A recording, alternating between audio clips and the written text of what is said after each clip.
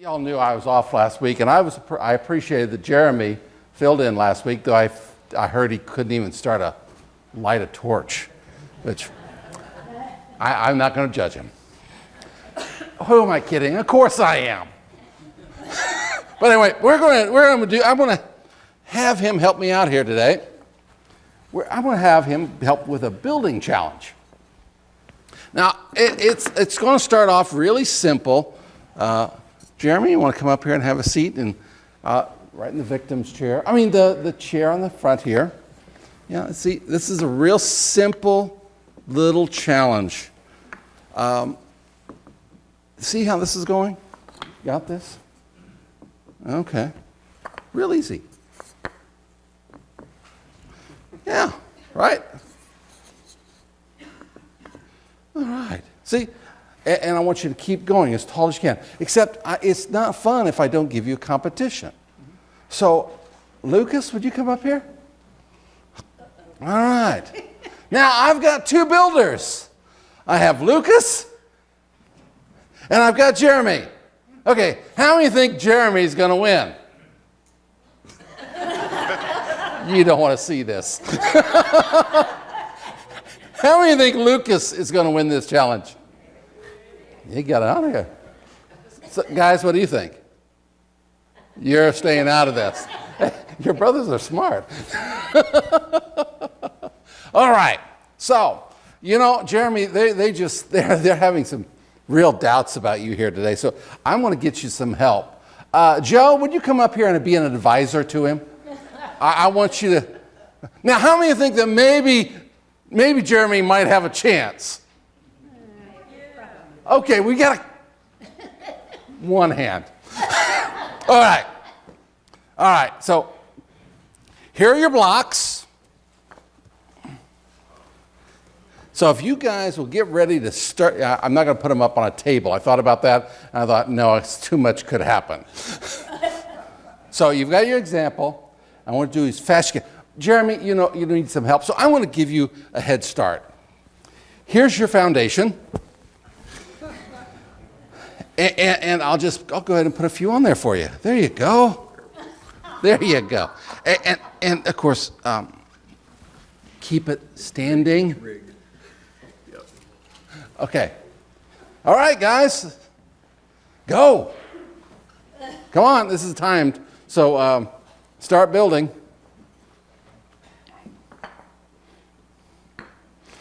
Uh-huh. It's not that hard, Jeremy. He looked around back like, is this going to work?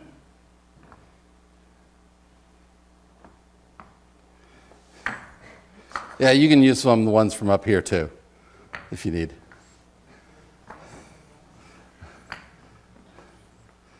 All right. Hey. You're getting behind here, Rick. I know. Yeah, you're getting behind here.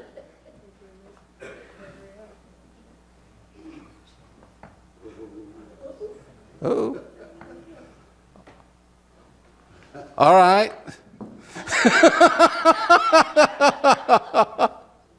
Now. That's my job. All right. Time. All right. How many want to live in this house? Anybody want to live in this house? Hey, Jeremy, that's not leaning quite right. Leaning tower. Sure it is. Yeah. Maybe if I put some weight against it, it will.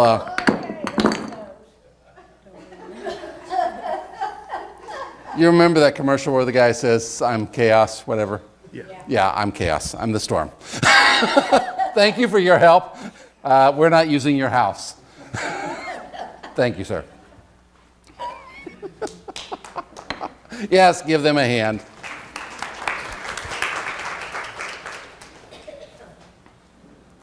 If you haven't figured out yet, we're talking about, with the song you've already probably figured out, we're talking about a foundation. And today we're going to conclude our message, a series of messages on the Sermon on the Mount. And as Jesus ends his message on the Sermon on the Mount, he calls people to look at what they're doing and how they're responding to it. The scripture reads, it says, "Therefore everyone who hears these words of mine and puts them into practice is like a wise man who built his house on the rock. And the rain came down, and the streams rose, and the winds blew and beat against the house, yet it did not fall, because its foundation was on the rock. But everyone who hears these words of mine and does not put them into practice is like a foolish man who built his house on the sand. The rains came down, the streams rose, and the winds blew against that house. And it fell with a great crash." And when Jesus finished these sayings, it says, "The crowds were amazed at his teachings, because he taught as one who had authority, and not as the teachers of the law." Interesting side note here.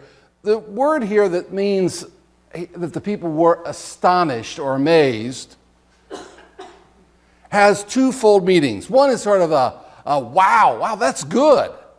Like, I need to put this into practice. The other one's sort of like, what? Are you crazy?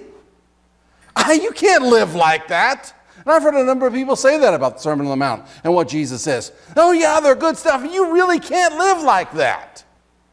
And so people were amazed and they were astonished, depending on which translation you used. But the meaning was that some of them were like, wow, this is good. And others were like, wow, this is crazy. They knew there was some power, there was some authority behind what he said. But they're like, how do we handle this? How do we respond to these words? And that still carries with the message to the people today. People look at the Sermon on the Mount and they say, boy, this is good stuff. And other people say, yeah, I'm not living like that. There's just no way. But what brings us now to the person that we're going to look at, his name is Gideon. Now, through the Sermon on the Mount, we've been looking at some of the sayings of Jesus and also people who either exemplified that characteristic that we see in Jesus' teaching or maybe didn't quite do it quite right. And Gideon started out well. Many of you know the story of Gideon. Gideon started out and he had this huge army. He was coming against Israel. And God sent an angel and said, mighty man of valor. And Gideon said, who are you looking at? That ain't me. What are you talking about? And yet he calls together the children of Israel. God says, you've got too many people here to go into battle. And he's like, we're outnumbered 10-1. How is this being out, against odds? Why is this bad, God? And God says, no, I'll send a bunch of them home. Anybody who's afraid, go home. And a large number left. And then God said, whittle it down even further. And I won't go through the whole test, but God whittled it down to 300 men. And those 300 at night took down an army that was innumerable. It was a great victory. The way that Gideon overcome the army was something that even people today study. In fact, later he turned down the opportunity to become king. But things didn't stay that way. In Judges chapter 8, starting verse 22, it says, the Israelites said to Gideon, rule over us, you, your sons, and your grandsons, because you saved us from the hands of Midian. But Gideon told them, I will not rule over you, nor my sons rule over you. The Lord will rule over you. And he said, I do have one request, that each of you give me an earring from your share of the plunder, because it's the custom of the Ishmaelites to wear gold earrings. They answered, we'll be glad to give them. So they spread out a garment, and each of them threw a ring from the plunder into it. The weight of the gold rings he asked for came to 1,700 shekels, not counting the ornaments, pendants, and the purple garments worn by the kings of Midian, or the chains that are on the camels' necks. Gideon made the gold into an ephod, which was placed on an orphan in his town. And all Israel prostituted themselves by worshiping it there. And it became a snare to the Gideon and his house. God gave this great victory, and then Gideon started doing things that God did not command. He set up this golden ephod. An ephod is a garment that priests would wear. And in it, there was usually what was called the Urim and Thummim, a couple of what scholars believe probably were just like a little pouch that contained stones. And so they would ask a question, they'd draw a stone, and they would take that as being an answer from God. Though the Bible doesn't say exactly what it was. So maybe if Gideon actually asked, should I do this? The answer would have been no, but he didn't ask. What he did, he set himself up and to the role of a priest. He set himself up as a place that people would go to seek answers from God. Rather than leaving it in the hands of those whom God had ordained, Gideon took it upon himself. And things seemed to go okay for a while. But as the scripture says, it drew him astray and was a snare to him and to his family. And after Gideon died, things went way downhill, where his family actually destroyed each other. And what was the problem? How could this man who had such a great beginning fall? The problem was he started building on his own ideas instead of doing things as God said.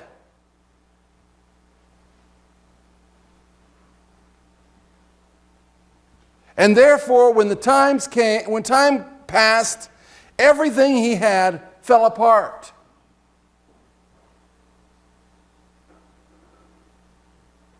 One of his children destroyed and killed all his others.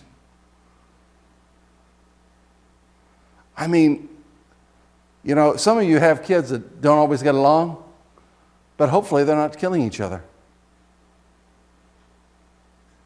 But to imagine killing 70 of your siblings, oh my goodness.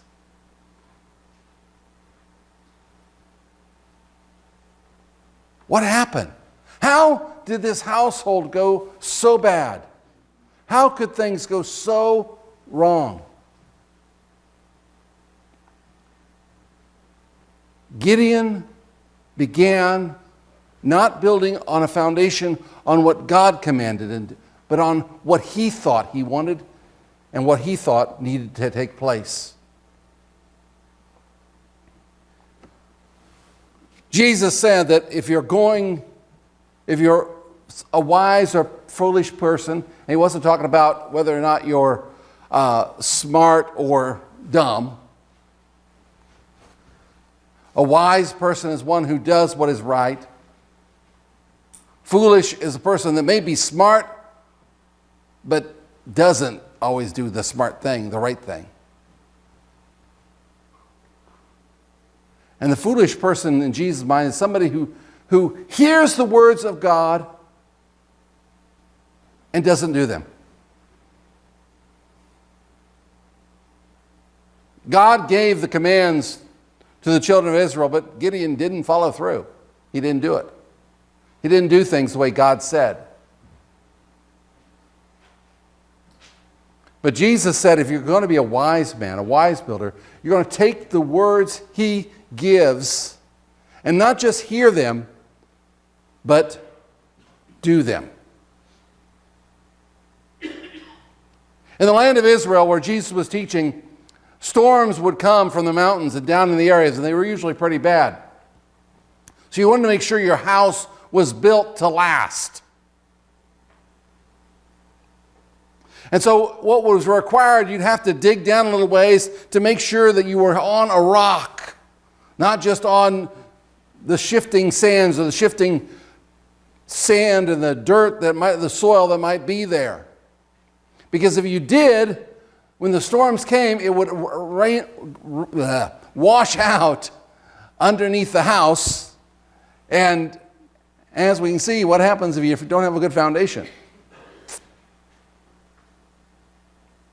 The problem with it, sometimes if somebody didn't dig down, they thought, oh, I'm pretty sure I'm on a rock. Sometimes they weren't on a rock. They were on like two rocks. And one would shift, the other would stay, and there wasn't a sure foundation, and again, it would collapse.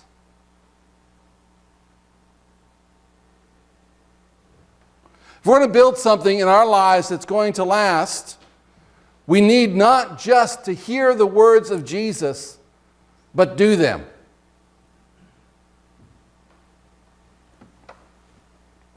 And I'm glad people come to church. I really am. I'm glad to see people come to church and be in the church. But let me tell you something. If all you do is come to church and you never put into your life anything you hear, you're wasting your time. I'm not asking you not to come if you're not doing it perfectly. Guess what? We all mess up sometimes. That's the good thing about Jesus. We have grace, we have forgiveness.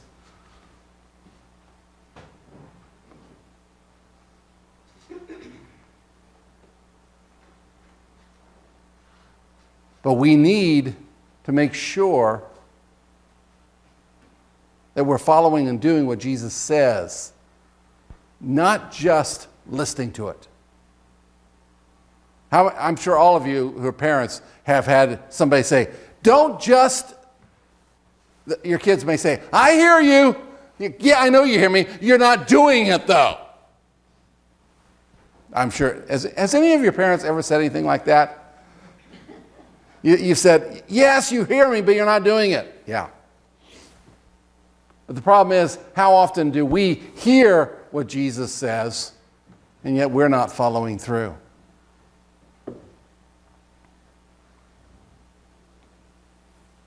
If we're going to build something that lasts, we're going to need to not just hear, but to do.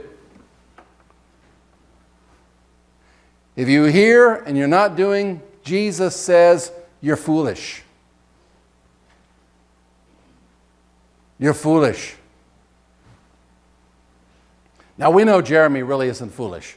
If he had to build a house for sure, he'd take that pillow I gave him and throw him aside. He would say, no way, at least I hope he would. He would say, I don't want to build on that. It's not going to last. It's going to fall over. His advisor, Joe, would have said, don't build on that. In fact, if you heard it, you may not have. Joe said, this is rigged. Yeah, he knew this foundation I gave him was working against him. Jesus is saying, if you hear and you're not doing it, you're just fooling yourself.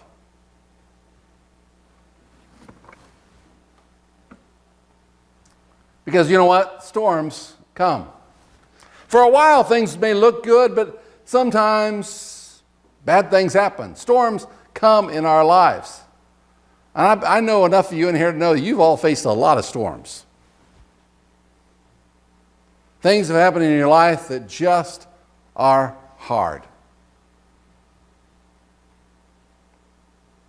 If you didn't have your life built on a strong foundation, the house can be destroyed. In fact, sometimes you can have your house built on the right foundation and you still take a beating.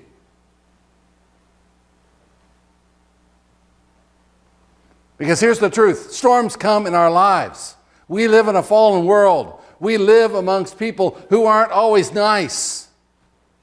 Bad things are going to happen. Storms come. So we need to make sure to prepare, to build our foundation on what is right. I once read a book called The Storm Before the Calm by Pastor Talbot Davis.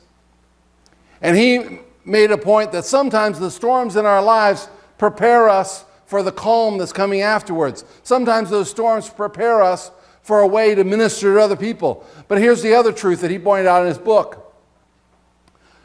We need to start building a foundation, though, even before the storms come. Because if we don't have the right foundation, we're not going to last the storm. And if we don't last the storm, that storm can't be used by God to help us do something greater later.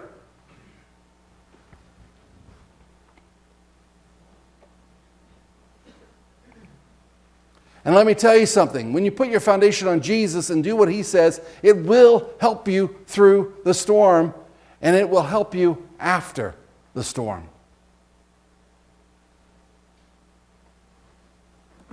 You all know my story because I've shared it before, and I'll share it many times probably before you all retire me or throw me out or whatever happens.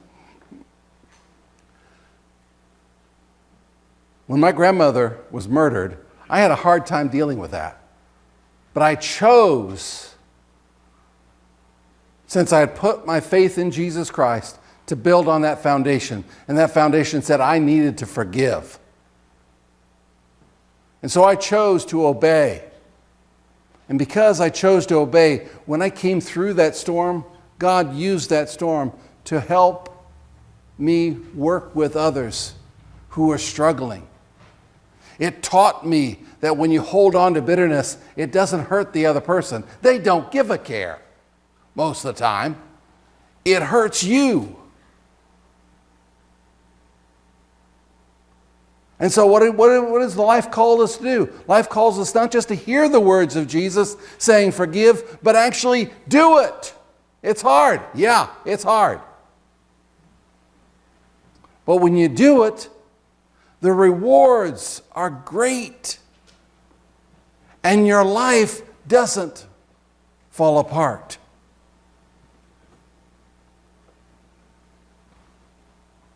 So what is your foundation today? What is it based on? Hopefully something solid. Hopefully you're not just hearing the words of God and hearing Jesus' words, but you're trying to practice them. In 1173, I was off by only 800 years there, an architect called Buono Pacino, I'm probably mispronouncing the name, decided he wanted to build a bell tower. It was supposed to be a beautiful 8-story tower in a Romanesque style, something that should stand for 1,000 years. After 5 years, 3 stories were built, and it was found the tower was beginning to lean. But the work was halted because there was a small war. It took 100 years, so they sort of had to put building on hold. Many experts surmise that if they'd kept building rather than pausing, the building would have collapsed already.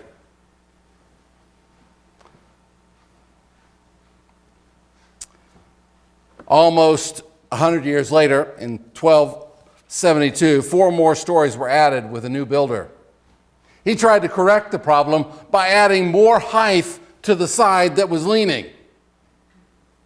I don't know about you, but if something's leaning and you put more stuff on that side, anybody figuring out this is going to be a problem? Yeah. He was the architect. I'm not quite sure he understood what architecture was supposed to be, but he thought that would solve the problem. It wasn't. It was only making it worse. But there was another war. Evidently, this part of Italy was not a place you wanted to live regularly. And also, it halted the construction till 1350, at which time they decided just to put the bell tower at the top and complete the project. In 1838, the project took a turn because an architect believed they wanted to clean the base around it so you could see the architectural design at the bottom. Later, in 1934, Mussolini tried to straighten this tower. I bet you've already seen this tower before, haven't you? Mm-hmm. When I was a kid, I remember studying the Leaning Tower of Pisa. They said it's falling. It will not continue to stand.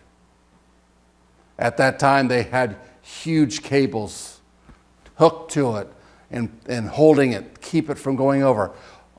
No one was allowed in the top part, and then finally by 1990, they stopped everyone from going inside. They knew something radical had to take place. The previous attempts had only made it worse, and it was just a matter of time. So after 10 years, and let me check my notes for sure. Oh yeah, there it is. After over 10 years, actually it was 11 years, and $27 million, ouch, they took the lean from a 5.5 degree lean to less than 4% lean. They took the stones and things underneath it, they reinforced it, and they kept the lean, but they caused the foundation to settle so that the tower would no longer be in danger of falling. And today you can visit there and actually go all the way to the top. You got to watch it because it still leans a little bit. And you could probably get dizzy if you're going up it. But what happened? They decided that this tower was not going to stand on its current foundation. They had to put it on a good foundation, a solid foundation. And because of that, they say today that the Leaning Tower of Pisa will last for at least another 200 years, in spite of the earthquakes that are known to happen in the area. How is that possible? Well, they changed the foundation. They put a good foundation under it. The problem, of course, is it took a lot of time and a lot of money. And my way to tie into us today, God can offer forgiveness. He can take our lives, even much later in our lives, and put them onto a solid foundation. But the longer you wait, the more there is a danger of collapse. The longer you wait, the more it's going to cost you. And the harder is it going to be to make it right.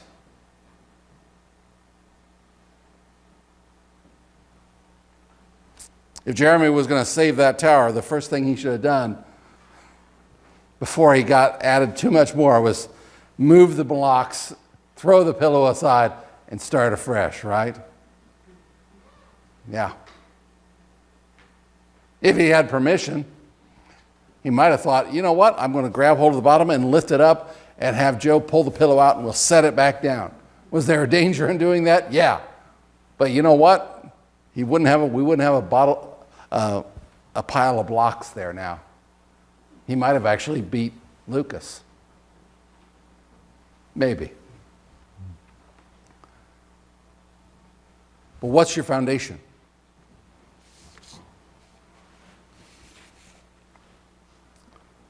No matter how bad you've lived your life or how badly crooked your life may be, the good news is Jesus can help you straighten it. He can put you on a good foundation. How do we do that? By hearing His words and doing them.